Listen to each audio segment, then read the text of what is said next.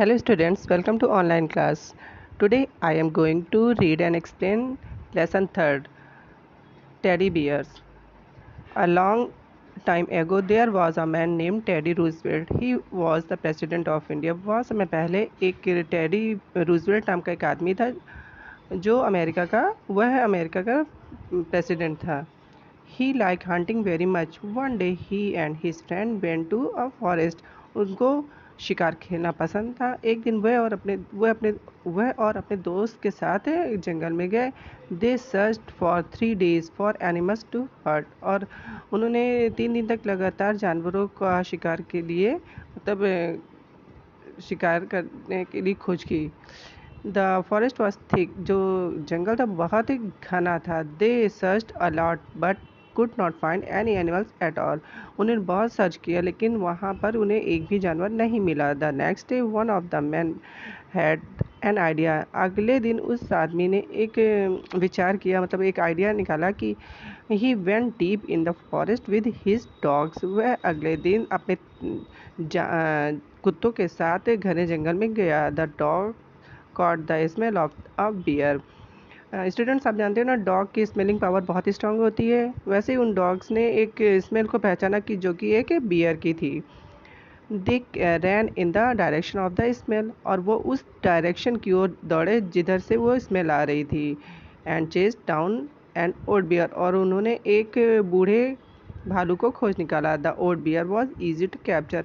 इस old bear को capture करना, पकड़ना बहुत आसान था. इट कुड नॉट रन, क्योंकि ये दौड़ नहीं सकता था. It could hardly weak. ये बड़ी मुश्किल से चल रहा था. The man tied to bear a tree. उस आदमी ने उस बियर को, भालू को एक पेड़ से बांध दिया. Then they caught the president and gave him a gun. उसने मिस्टर रूजवेल्ट को बुलाया और उन्हें एक गन यानी बंदूक दी और बोले, mister president, said the man, here is a bear for you to shoot. यहाँ एक भालू है और आप उसको मार सकते हैं.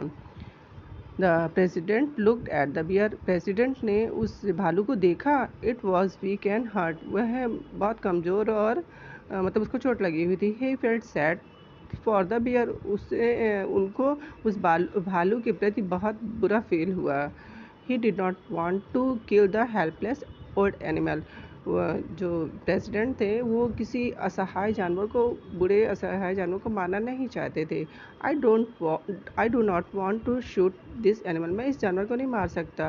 ही said, it is already in a lot of pain. इसको वैसे ही बहुत दर्द हो रहा है. He put the gun away. उन्होंने अपनी बंदूक को दूर कर दी.